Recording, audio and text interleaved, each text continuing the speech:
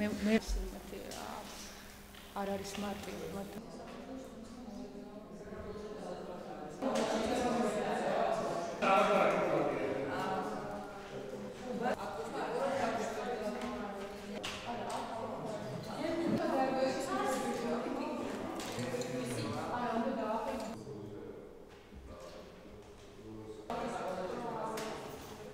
დღეს სოფლიოში აუტიზმის შესახებ ცნობადობის ამაღლების საერთაშორისო დღე აღინიშნება. ამასთან დაკავშირებით სალომე ზურაბიშვილი პრეზიდენტის სასახლეში აუტისტური სპექტრის მქონე პატარებს უმასპინძლებს. თავად თემასთან მიმართებაში კი საქართველოს პრეზიდენტის შეფასებით აუცილებელია საზოგადოების ყურადღების კონცენტრირება ამ საკითხის ირგვლივ. სალომე ზურაბიშვილის აზრით ეს არა მხოლოდ საქართველოსთვის, მთელი მსოფლიოსთვის ერთ-ერთი მწვავე და სერიოზული გამოწვევაა. შესაბამისად, საქართველოს პრეზიდენტს მიაჩნია, რომ მნიშვნელოვანია დავეხმაუროთ აუტისტური სპექტრის მქონე ადამიანებს შემოვიდნენ ჩვენ საზოგადოებაში და ძალიან მნიშვნელოვანია ასევე საზოგადოება იყოს მეტად ინკლუზიური. სწორედ ეს არის ევროპელობის ერთ-ერთი ნიშანი. მიაჩნია საქართველოს პრეზიდენტს.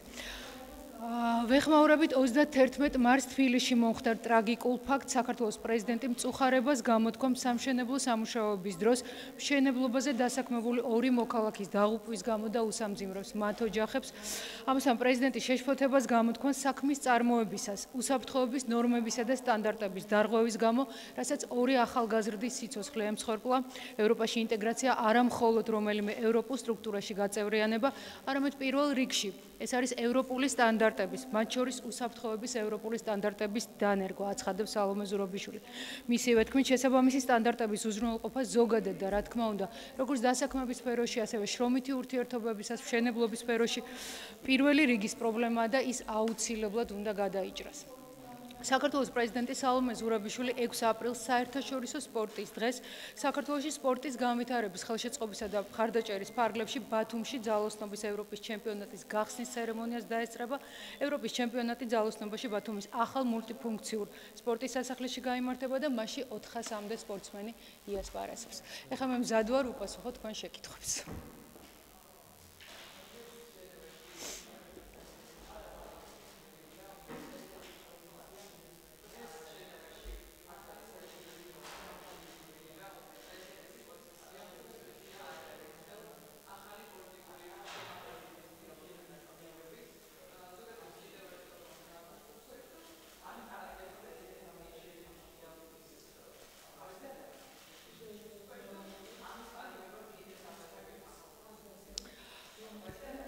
კიდევ ერთხელ რომ გავამარტოთ, საქართველოს პრეზიდენტი აცხადებს ხაზგასმით, რომ ჩვენ უნდა გამოვიყენოთ ყველა არსებული ფორმატი, ყველა ტრიბუნა, სადაც კი საერთაშორისო ტრიბუნას გულისხმობს, სადაც კი საქართველოს წარმომადგენლები და არა მხოლოდ საქართველოს წარმომადგენლები, ის ყოველთვის აცხადებს ხაზგასმით, რომ ჩვენ უნდა მივმართოთ ჩვენ პარტნიორებს, რომ მათაც გამოიყენონ ყველა შესაძლებელი შემთხვევა და მიმართონ მსოფლიო თანამეგობრობას სწორედ იმ საკითხებზე საუბარით, რაც ჩვენთვის არის ყველაზე მნიშვნელოვანი, გულისხმობ ოკუპირებულ ტერიტორიებს, ამიტომ კიდევ ერთხელ ცალსახად ვაცხადებთ. ჟენევის ფორმატი არის უალტერნატივო, თუმცა ამავე დროს ბოლო წლების განმავლობაში მან მიიღო ტექნიკური ხასიათი და ჩვენ გვჭირდება პოლიტიკური დიალოგის წარმოება.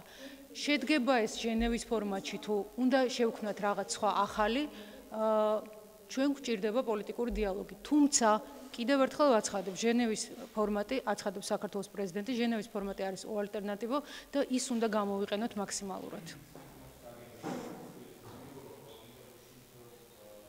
მოგესალმები ხატია. საინფორმაციო სააგენტო იტარტასის თბილისის ბიურო მინდა გუშინდელ შპიგელის ინტერვიუზე კითხო, სადაც სალომე ზურაბიშვილი საქართველოს პრეზიდენტი საუბრობს კონფლიქტზე და რუსეთთან ურთიერთობაზე და აი ამონარიდი მდგომარეობა არის გაყინული და ჩვენ შეგვიძლია ყველაფერი ვცადოთ, რომ ეს მდგომარეობა არ გაუარესდეს. ყველაფერი ვცადოთ, აი როგორ შეიძლება განმარტოთ მათ შორის უშუალო დიალოგის ფორმატს გულისხმობთ, ბუნებრივია ჩვენ სამშვიდობო პოლიტიკის მწარმოებელი ქვეყანა ვართ, შესაბამისად ჩვენ უნდა გამოვიყენოთ ყველა შესაძლო ფორმატი, დიალოგი ვაწარმოოთ ყველა შესაძლო ფორმატში, ყველა ტრიბუნიდან და მივმართოთ საზოგადოებრიობას, სოფლიო საზოგადოებრიობას და მოვახდინოთ მათი ყურადღების კონცენტრირება ჩვენს პრობლემებზე, ოკუპირებულ ტერიტორიებზე, იმისათვის რომ საქართველოს პრობლემატიკა მუდმივად განიხილებოდეს იმ საერთაშორისო რუკაზე, რომელზეც ამდენს ვსაუბრობთ.